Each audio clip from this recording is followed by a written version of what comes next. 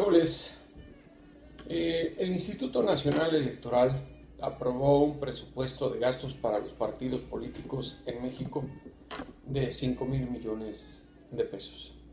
Es una cantidad muy similar a la que se les daba en el pasado a los partidos que, como sabemos, gestaron muchos mecanismos que provocaron tanta corrupción en el gobierno a todos los niveles, empezando por el Partido Revolucionario Institucional, que conocemos era una escuela de corrupción, sobre todo para quienes pues se han acostumbrado a vivir del erario público y para los que nunca habían trabajado y que hasta ahora han tenido que empezar a buscar un empleo digno porque vivían del erario público. Y esos son precisamente los que se siguen quejando, los que sin fundamento acusan a los cambios democráticos que se han dado en el país. Es muchísimo dinero. Andrés Manuel López Obrador, el presidente, les pide reducir en un 50% sus gastos. Y es que es lógico, precisamente ante medidas de austeridad, después de tanto gasto innecesario que se hacía en el pasado en el gobierno, de tanta gente que aparecía en las nóminas de pagos de las instituciones estatales, federales y municipales.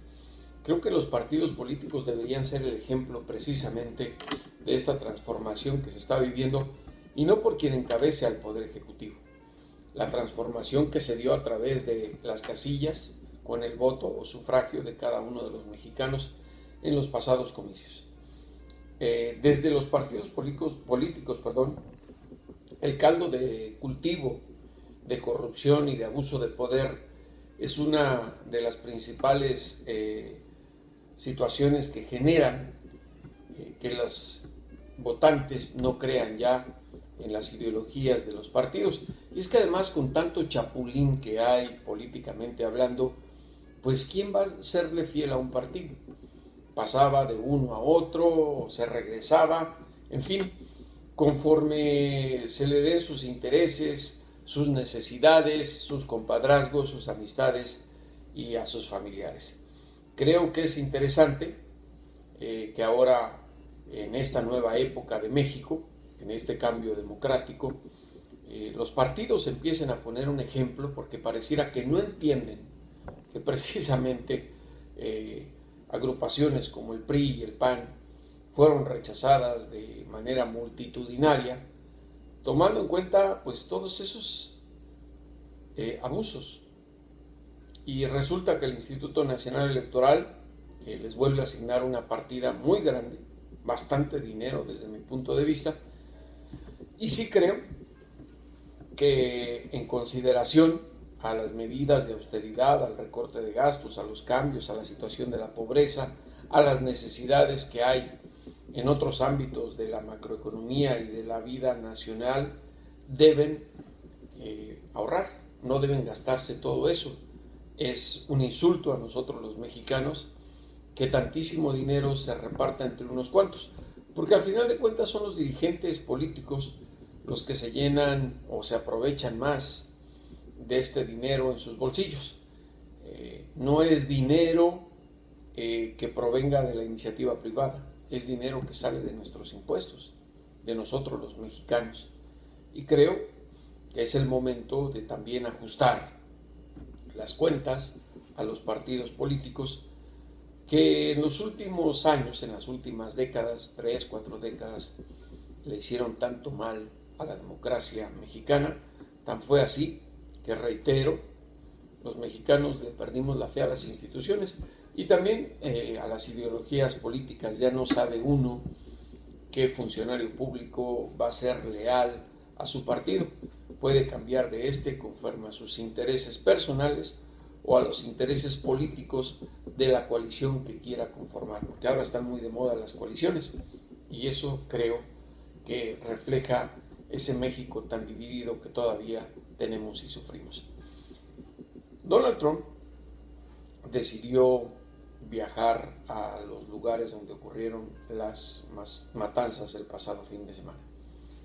Antes de salir de la Casa Blanca, volvió a hacer un rechazo a las medidas extremistas que dividen étnicamente a la Unión Americana, al odio racial, a los supremacistas blancos, pero hizo hincapié en que la inmigración indocumentada no es buena para los Estados Unidos e insistió también en que se debe seguir construyendo el muro en la frontera con México. Es decir, no hay ningún momento de reconsideración de las políticas antimigratorias de Donald Trump, sobre todo para con los mexicanos y los inmigrantes. Se le cuestionó sobre su retórica racista y dijo que, contrario a lo que piensan los políticos que están sacando ventaja de eso, imagínense, se está victimizando Donald Trump de una situación racial, su retórica une más a la sociedad. No sé qué país está viendo Donald Trump. Joe Biden, uno de los principales aspirantes a la nominación presidencial por el Partido Demócrata, por primera vez en lo que lleva en esta contienda, que culminará el 3 de noviembre de 2020 con Donald Trump y el que vaya a ser el abanderado demócrata, dijo que es el presidente el que está avivando la flama supremacista blanca. Es la primera vez que un político a ese nivel acusa de esa manera a Donald Trump de crear este ambiente de racismo y xenofobia en los Estados Unidos, y creo que no se equivoca.